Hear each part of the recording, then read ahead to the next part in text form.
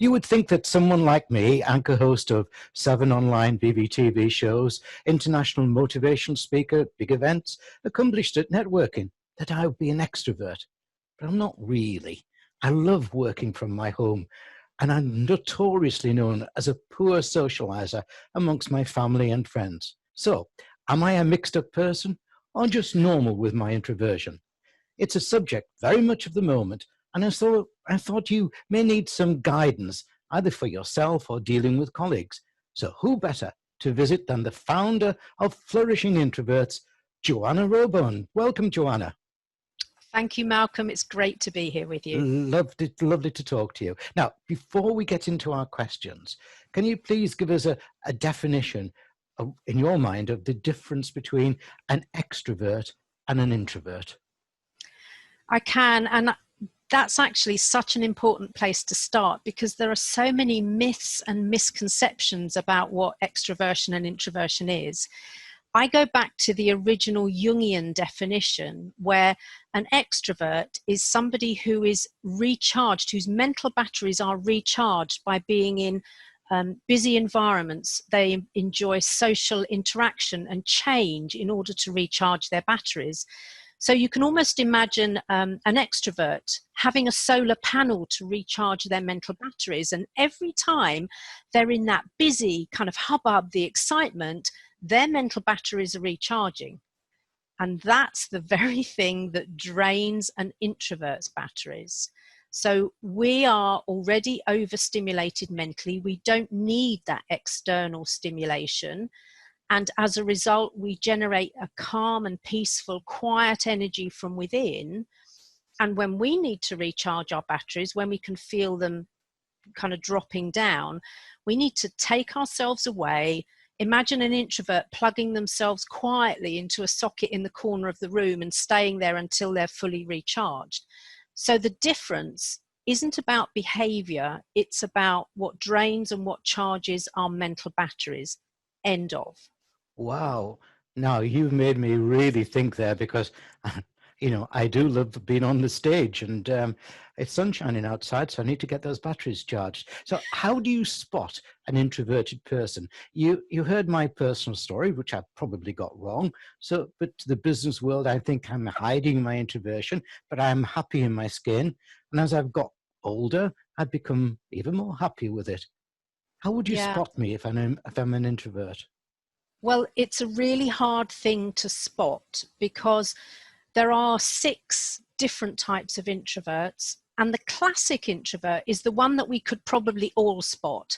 So they're the one who would avoid you at a networking event. They'd be busy studiously looking at their phone or taking a long time to drink their coffee and over in the corner of the room.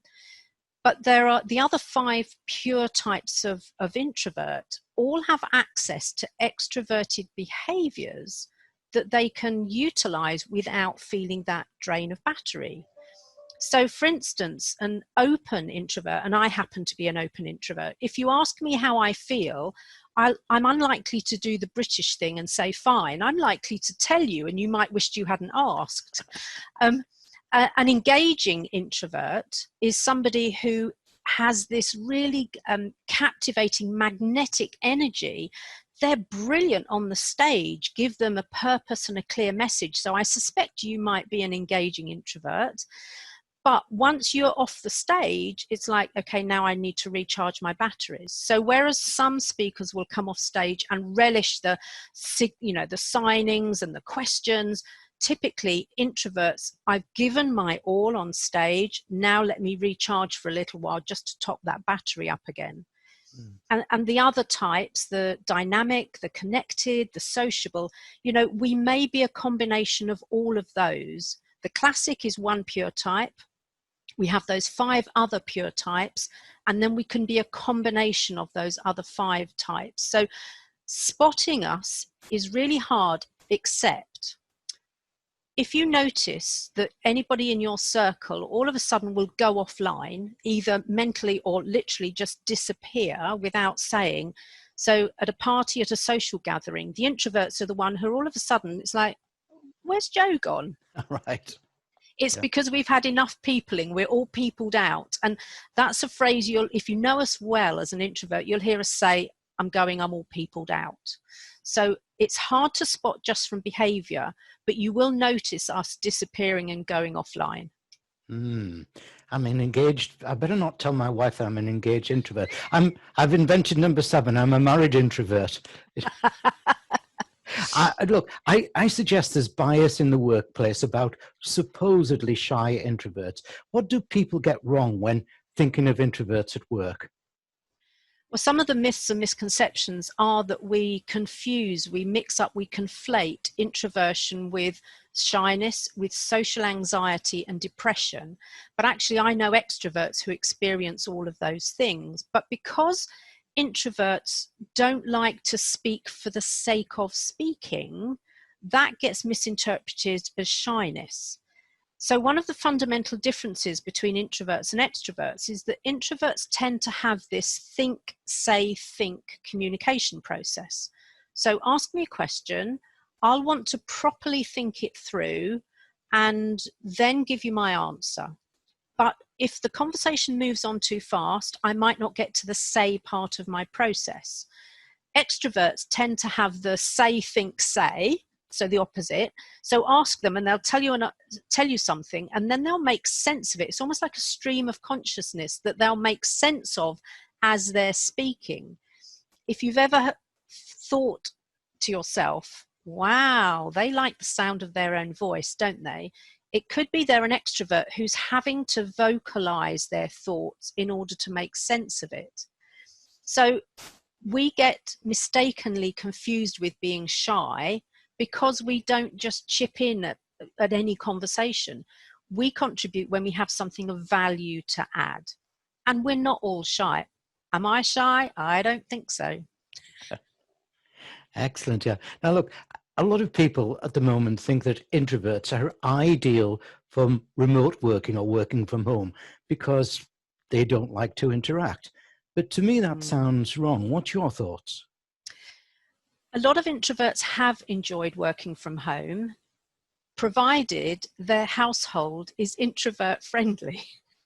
Because in the same way that an introvert's battery is being drained by being in an open plan office, so is their battery drained if they're trying to work from home with extroverted housemates, children, pets, all demanding their attention while they're trying to focus. And it's not because we don't like to interact.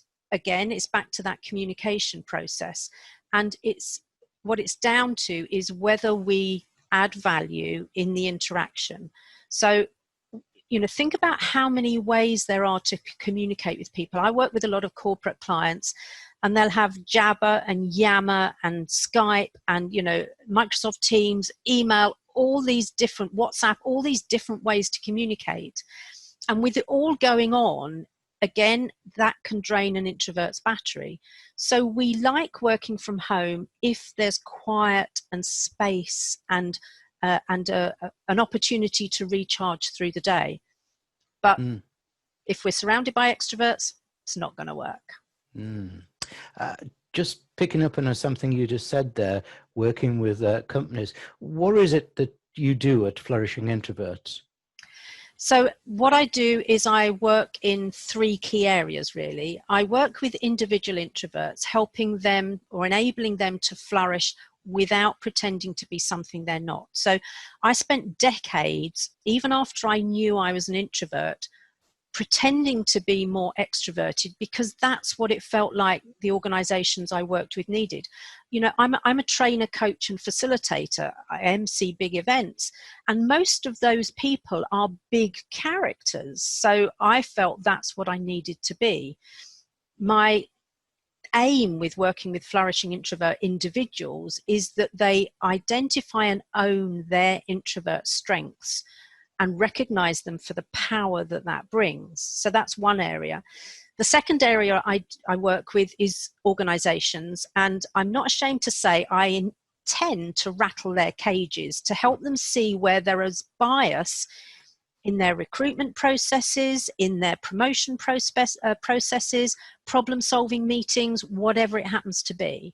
So I'm not the most popular person, but it needs doing, because a client of mine who's a head of corporate communications says that the extroversion bias is almost the last remaining acceptable bias, and we need to shift that. The final thing I'm doing, which is more recent, but I think even more important in some ways, is I'm working with educators. Because if we allow them to see that, you know, if little Jo wants to read on her own in the corner at break time, there isn't anything wrong with her. It's not that she's not socialised. It's that she's just recharging battery rather than running around the playground screaming. So if we can address it and get people to really value the difference at that young age, it'll cease to become a problem in a decade or two when we get to the workplace. Very, very fascinating. I've got a friend, a top magician that lives not far from you in Deal there. And, Yep. and Laurie always says to me, after I've finished the show, I need to go and sit in the corner, have a glass of wine, something to eat, and not talk to anybody. Yeah. Now, if you're a team leader, what should you be thinking about to support and leverage your more introverted team members? Great question, thank you. And team leaders really need to get to understand what makes their people tick. And this isn't just for introverts, it's for everyone. We tend to have a kind of one size fits all. And because the extroversion bias is endemic in business, and by the way, who decided that it was the introverts who were neurodivergent? You know, when did that happen? We tend to have one standard, which is that we seem to value people who speak up, who contribute, who push themselves forward, who are more of that driving personality.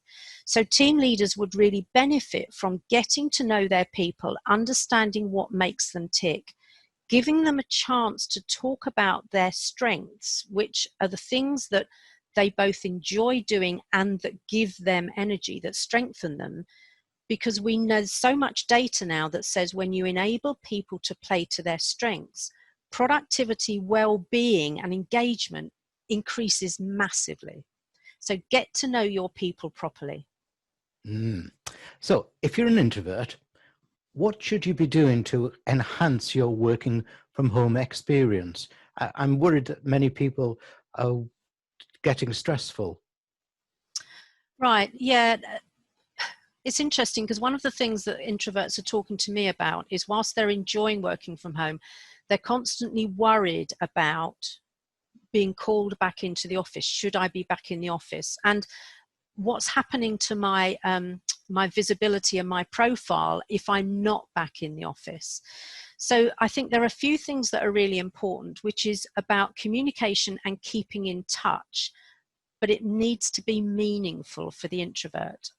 Lots of organizations that I work with, I'm encouraging them to have morning huddles, not just for the how are you, what did you watch on television last night, what's the weather like, but what's your real focus for today? What's the one thing you really want to get done? So, you know, if we touch base with people like that on a daily basis at a meaningful level, I'm still connected with the team. I know that other people are aware of what my focus is and that I can then communicate throughout the day if I need to. But I've also encountered a lot of introverts who hate talking on the phone. I'm not one of them, actually. I quite enjoy it. But, you know, many of them stress about picking up the phone, making calls. Many of them stress about Zoom calls and say, well, can I have my camera off all the time? But actually what we need to think about is working to the edge of our comfort zones all the time, because the more we work at the edge of our comfort zones, the wider, the broader our comfort zone becomes, and the more comfortable we get doing things that actually felt quite challenging. So for me, I think it's about, and as humans, we're kind of preconditioned to grow and develop. So where is my comfort zone now? What needs to happen in order for me to just stretch and grow that? And as I'm working from home, make sure you're doing that. Great advice. I'd like to feel that introverts can contribute substantially to the success of an organization, but that education is needed from the top.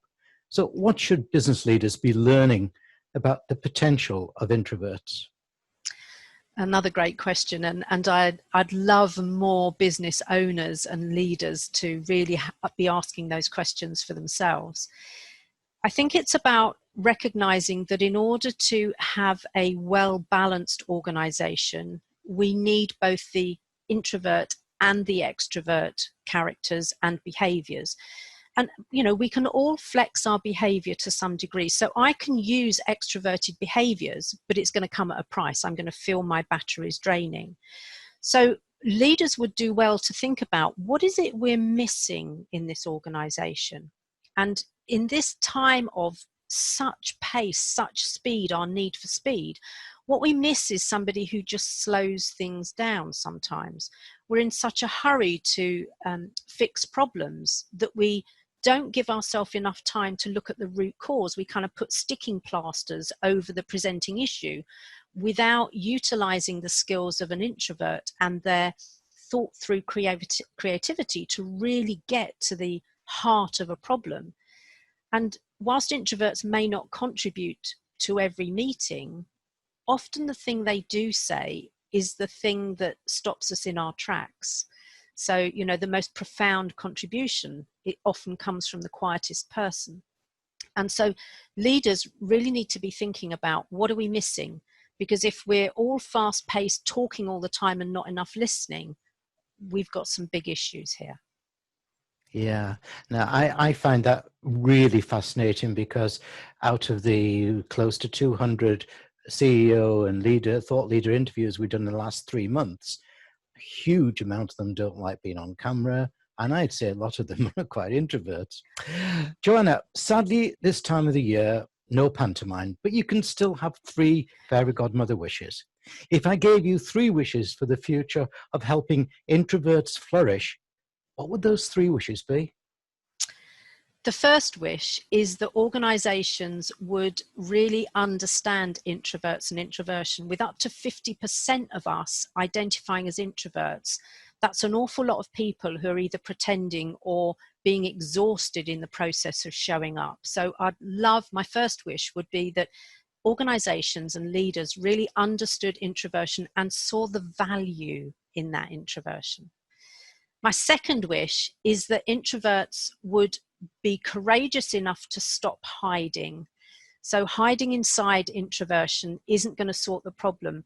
You know, a lot of introverts that I'm connected with will complain about things, but when I say, okay, so what have you said? Oh no, there's no point. So let's not hide inside our introversion. Let's put the brave pants on. It might not be pantomime time, but I can put the brave pants on and really kind of come out from hiding and speak about what I bring as an introvert. Let's own those strengths really positively.